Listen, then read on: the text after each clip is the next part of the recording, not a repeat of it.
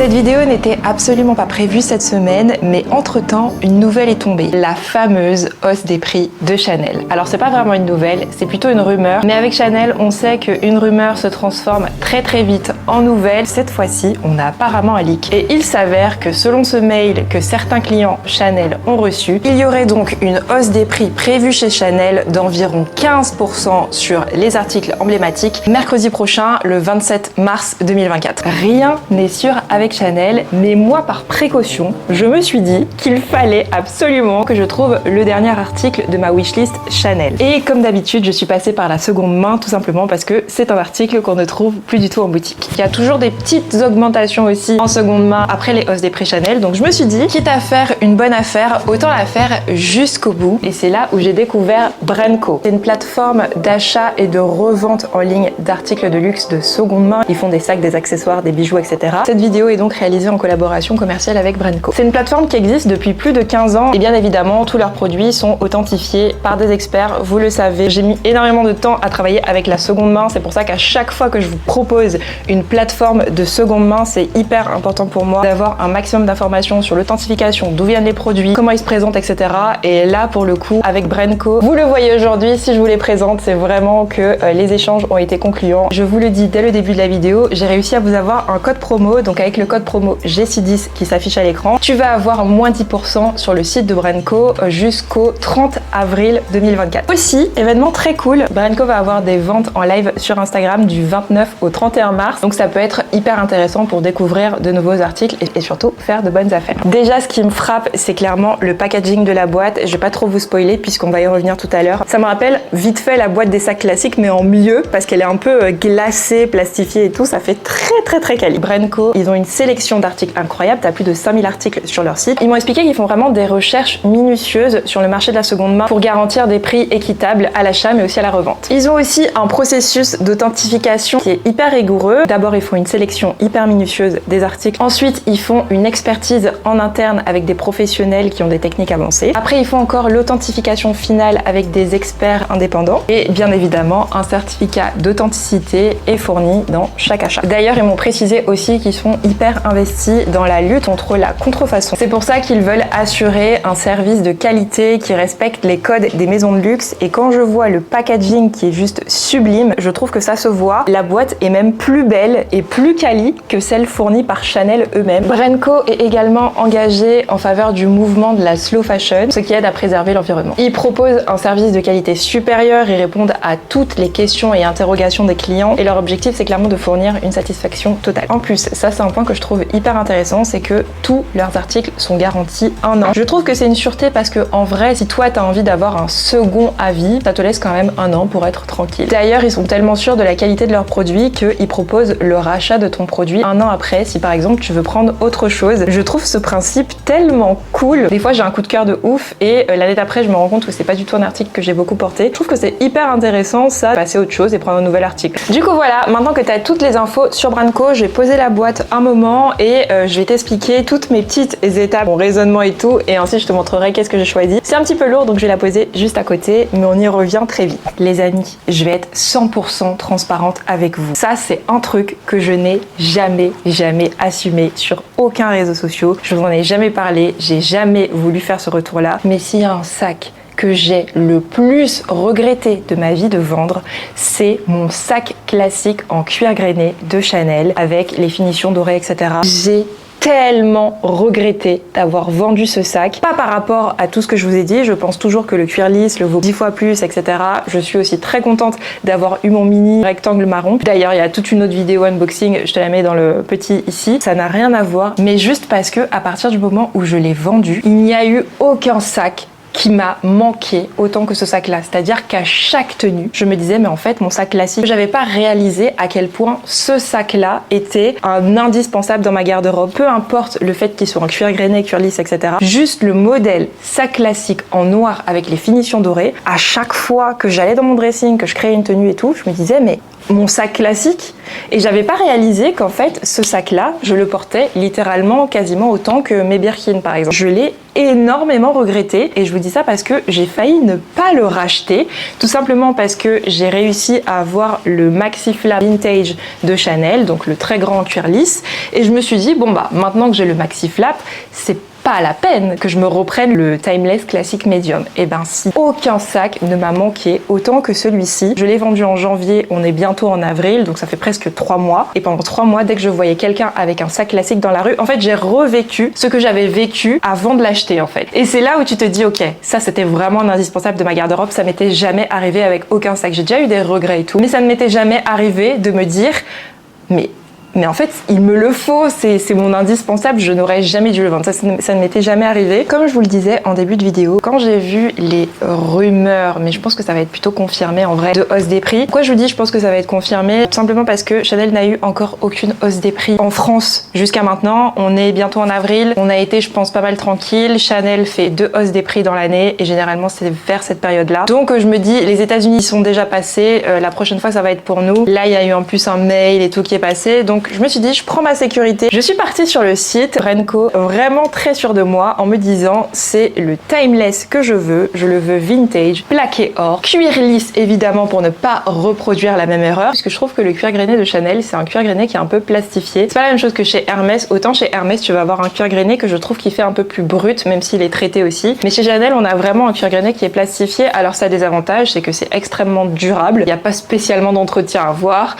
même la pluie ça va pas du tout l'abîmer. Je l'ai fait en connaissance de cause et la pluie m'est déjà tombée dessus avec ça classique en cuir grainé. Sauf que, en vrai, je trouve que c'est pas une finition Chanel. Unpopular opinion, pour moi, la finition Chanel, c'est vraiment le matelassage cuir lisse. Ce qui est complètement fou parce que, anecdote, le premier timeless de Chanel était en jersey, mais c'est quand même Karl Lagerfeld qui a popularisé le sac classique de Chanel. Il a été popularisé dans sa version cuir lisse, mais à sa sortie, le sac classique de Chanel en cuir lisse, il était vendu plus cher chez Chanel que le sac classique en cuir grainé. Pour moi, c'est vraiment une preuve que le sac classique en cuir lisse est bien plus quali que celui en cuir grainé. Donc évidemment, j'ai pris une décision pragmatique et je me suis dit bon, bah très bien, il faut que je retrouve ce sac. Je me suis réorientée par la seconde main puisque pour rappel, j'ai acheté mon sac classique de Chanel à 6050 €. À l'heure actuelle, je crois qu'il en fait 10 000 ce modèle en boutique. Donc il était hors de question que je l'achète en boutique, surtout avec la qualité Chanel actuelle. Donc je me suis dirigée vers la seconde main avec Brenco et il y a justement tellement d'articles que quand je suis littéralement arrivée pour le timeless médium de seconde main, sauf que sur leur site, j'ai vu quoi? Le Art Bag de Chanel. Je sais pas si vous connaissez ce sac, je vais vous le mettre à l'écran. Quand j'ai vu ce sac, je vous avoue qu'il y a eu un dilemme. En fait, effectivement, le timeless classique, bah, c'est un intemporel et un indispensable à ma garde-robe, mais je sais que c'est un sac que je pourrais retrouver sur leur site. Alors que le Art Bag, c'est vraiment unicorn de ouf. C'est un modèle qui est emblématique chez Chanel, c'est Karl Lagerfeld qui avait sorti le tout premier Art Bag chez Chanel il me semble, et après bah, il n'y a plus vraiment eu de Art Bag. Et là le modèle en plus en question, il reprend tous les codes en fait du sac classique de Chanel, donc ça a été un unicorn de ouf. Tu l'achètes en seconde main beaucoup plus cher que son prix initial, sauf que là sur le site de Brenco je trouvais qu'il était quand même à un très bon prix, donc j'ai vraiment énormément hésité. Je vais pas épiloguer plus longtemps. Qu'est-ce que j'ai finalement pris chez Brenco? J'ai hâte de l'ouvrir et dans tous les cas ça va être un petit moment d'émotion dans cette vidéo. Je vous montre, il est arrivé comme ça dans une très grande boîte comme ça. Il y avait du papier bulle en dessous, il y avait du papier bulle sur les côtés et il y avait du papier bulle au-dessus et ça continue donc du coup il était super bien protégé. Évidemment cette boîte juste elle est divine. J'aimerais bien qu'on fasse un petit jeu dans les commentaires pour voir si vous me connaissez bien. N'hésitez pas à mettre la vidéo sur pause et à me dire si vous pensez que j'ai pris le timeless classique de Chanel cuir lisse vintage finition dorée ou si j'ai pris le Art Bag. Et du coup c'est parti. Oh waouh, c'est très bien présenté. Vous le savez, comme c'est de la seconde main, il n'y a pas forcément tout qui est fourni. Des fois les clients ils veulent garder les boîtes, ils veulent garder les pochons et tout. Ici on a le pochon Brenco. J'ai essayé de faire durer le suspense au maximum mais regardez la taille. Et là je pense que juste avec la taille on a potentiellement deviné ce que c'est. Donc je vous montre le petit pochon qui est juste hyper délicat. En fait, je préfère littéralement le packaging de Brenco là à l'heure actuelle que celui que propose Chanel. Je vais l'ouvrir avec vous. Ah, on a une deuxième protection. Ça, c'est très cool. Si tu prends par exemple un sac coloré, en fait, tu as une protection ici en plus. Donc ça, c'est très bien. Je vais garder. Du coup, on va l'enlever.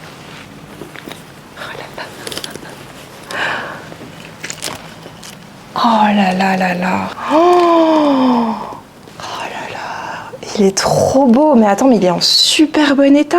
Il est trop beau. Oh là là, je suis bouche bée là par contre. En plus, je filme en lumière naturelle. Du coup, normalement, vous pouvez bien voir. Oh, vous avez vu comment il est bien brillant et tout. Attendez, non mais il est trop beau. Oh là là là là là là, il est magnifique. Je suis choquée du fait qu'il soit en aussi bon état. C'est un sac qui est estimé avoir été acheté entre 1994 et 1996. Donc ça veut dire que c'est un sac qui a aux alentours de 30 ans. Le modèle, c'est donc un sac classique de Chanel, taille médium, cuir lisse, finition dorée, mais en plaqué or, puisque c'est un modèle qui est vintage. Et à l'époque, les sacs classiques de Chanel avaient encore les finitions plaqué or, comme les Birkin de chez Hermès. Les sacs Chanel vintage, c'était une autre qualité. C'est abusé, et même au toucher, j'aurais aimé que vous puissiez toucher le sac. Vraiment, il est nickel. Je crois qu'il y a des petites traces et tout. Les côtés, il y a des petits, mais vite fait, hein. Je me dis, pour 30 ans, sincèrement, on voit, ouais, vite fait sur les côtés. Je vous montre quand même ce qui est fourni avec. Donc, à l'intérieur, j'ai le certificat d'authenticité de Branco.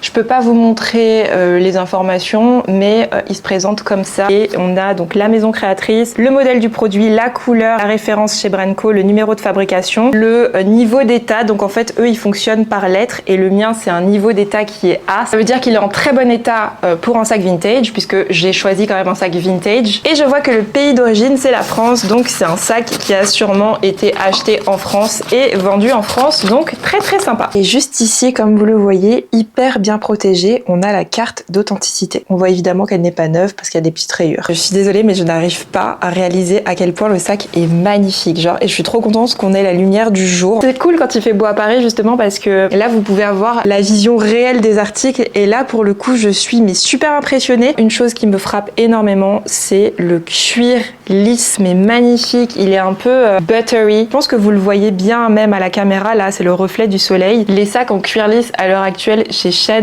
je trouve que le cuir lisse est littéralement un peu sec. Bien évidemment, c'est un cuir que j'adore, mais pour le coup, en vintage, ça je l'ai constaté avec mon Chanel Maxi Flap que j'ai eu en décembre là pour Noël, le très très grand avec le Maxi CC Vintage, j'ai direct compris que la qualité Chanel Vintage du cuir lisse était complètement différente. Les sacs Chanel, à partir de 2004, ils ont arrêté de produire la plaque en plaqué or, c'est de l'or 24 carats et c'est plaqué. On a même le petit ponçon qui l'indique juste ici. C'est la même chose sur mon Maxi Flap Vintage, c'est la plaque en plaqué or. Je trouve que c'est littéralement un gage de qualité et je comprends même pas comment une entreprise comme Chanel qui fait des millions et des millions de chiffres d'affaires a pu baisser la qualité de son sac pour juste produire plus ou sûrement pour investir plus dans la communication, j'en sais rien. Je pense pas que Chanel soit une marque qui ait besoin qu'on baisse les coûts des articles pour pouvoir gagner plus. On parle quand même de sacs à 10 000 €. Je sais pas si vous vous rendez compte, mais j'ai acheté mon sac classique de Chanel en 2021, si je me trompe pas, à 6 050 €. Et celui-ci, qui est un vintage qui a 30 ans, aujourd'hui, de seconde main, il est à 6 000 €. Pour un sac qui n'est pas neuf, ok, mais de meilleure qualité, qui tient 10 fois plus longtemps, sauf que à l'heure actuelle, quand je vois vos retours sur Instagram et que vous me dites que vous avez acheté un sac classique en boutique et que un an après, les coins sont déjà abîmés, alors que celui-ci, il a 30 ans, il a clairement été utilisé, puisqu'on voit quand même que le sac s'est affaissé,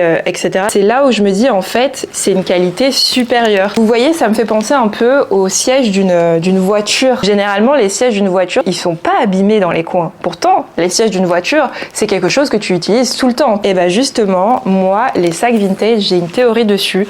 Pour moi, les sacs classiques timeless vintage de Chanel de cette époque-là sont aussi quali que le Birkin. La sensation que ça fait, le peu de rayures, je pense que le cuir lisse était tellement robuste et tellement quali que ça se fond dans la masse. Donc du coup, c'est pas comme quelque chose qui est très travaillé, très industriel comme le cuir lisse actuel où tu fais une petite rayure, ça se voit. Là, en fait, je pense que c'était étudié pour que ça se fonde, qui fait que on voit qu'il y a 2-3 petites traces, de petites rayures, mais ça se voit pas autant. La peinture aussi qui est utilisée pour teindre les cuirs est de meilleure qualité. On le sait sur les sacs classiques actuels, pour que les coins s'abîment autant, c'est que la qualité de la peinture est moins bonne. Et je voulais faire un autre test, c'est le smell test. c'est divin. Vous allez dire que j'exagère. À partir de mon Kelly, il y a un truc que j'ai remarqué. En fait, j'ai un Kelly Box vintage. C'est la première fois que j'avais un sac de luxe aussi ancien. Mon Kelly Box, c'est la même tranche d'âge. Je dois avoir peut-être 30 ans passés. Quand j'ai senti mon Kelly Box, j'ai dit ça à mon chéri. Je lui ai dit, mais l'odeur du cuir vintage, c'est une capsule spatio-temporelle, ça sent tellement bon. Il a cette trop bonne odeur de cuir vieilli, ancien. J'adore cette odeur-là. J'adore l'odeur du cuir ancien. Je saurais pas comment vous la décrire, mais ça sent trop bon. Donc on va l'ouvrir quand même. Bon, il m'a envoyé des photos de l'intérieur, donc je sais très bien que j'aurai pas de mauvaise surprise. Voilà, hop. À l'intérieur, on a toujours pareil la petite poche ici. Donc voilà, moi à l'intérieur ils me l'ont rempli un petit peu, mais comme vous le savez, moi je mets toujours des organiseurs à l'intérieur de mes sacs. Donc là, une fois que j'ai fini de tourner la vidéo, première chose que je vais faire, c'est commander un organiseur. C'est très très important d'ailleurs les amis de commander des organiseurs de bonne qualité, genre l'intérieur du sac aussi est nickel. Et d'ailleurs je vous l'ai pas dit, mais moi celui-ci, comme il est en vraiment excellent état, il était à 6050 €, mais sur le site de Brandco, t'as vraiment toute tranche de prix et du coup tu peux l'avoir à moins cher. Moi c'est vraiment parce que comme moi j'en ai eu un neuf il y a quelques temps, je voulais pas un qui soit trop abîmé. Je vais retirer les étiquettes parce que depuis tout à l'heure je me dis j'ai essayé de retirer l'étiquette et après je dis un truc. En plus je pense que ça doit vous empêcher de voir la beauté du sac. Voilà mon bébé, donc il est magnifique. Comme je vous disais, j'ai beaucoup regretté d'avoir vendu le Timeless grainé, mais au final quand j'ai trouvé celui-ci, je me rends compte que c'était un mal pour un bien. Je vous dis que j'ai beaucoup regretté dans le sens où en fait je me suis rendu compte que c'est un sac qui manquait à ma garde-robe et que je l'ai pris pour acquis. Donc cette vidéo, c'est vraiment ton signe déjà de 1. Si tu as un sac classique, ne le prends pas pour acquis. Et deuxième chose, cette vidéo, c'est ton signe que si tu te disais que tu veux t'acheter un sac classique, de l'acheter de seconde main. Clairement, j'aurais aimé qu'on me dise ça il y a 3 ans. Quand j'ai commencé à économiser pour m'acheter un sac classique, je l'aurais pris de seconde main la première fois. Déjà, je l'aurais eu, je pense, à 3000 € au lieu de 6000. Donc j'aurais fait une économie conséquente. Moi, mes freins, c'était l'authentification. Là, le fait de pouvoir travailler avec des plateformes de seconde main, j'ai un peu accès justement aux coulisses, etc. Et je sais que c'est 100% sûr. Là, j'ai un sac Chanel qui vaut, en termes de fabrication, je veux dire, 10 fois plus que celui en cuir grainé que j'ai vendu la série de 2021. Mais voilà, il est magnifique. Je vous ai même pas montré l'arrière, j'ai complètement oublié. Donc on a aussi ici ce qu'on appelle la poche Mona Lisa. En tout cas voilà, merci encore à Brandco pour ce magnifique article, j'en suis mais trop heureuse. N'oubliez pas le code promo, c'est JC10 qui vous donne moins 10%. Merci encore à Brandco d'avoir sponsorisé cette vidéo et quant à moi je vous fais plein de gros bisous et je vous dis à la prochaine pour une nouvelle vidéo.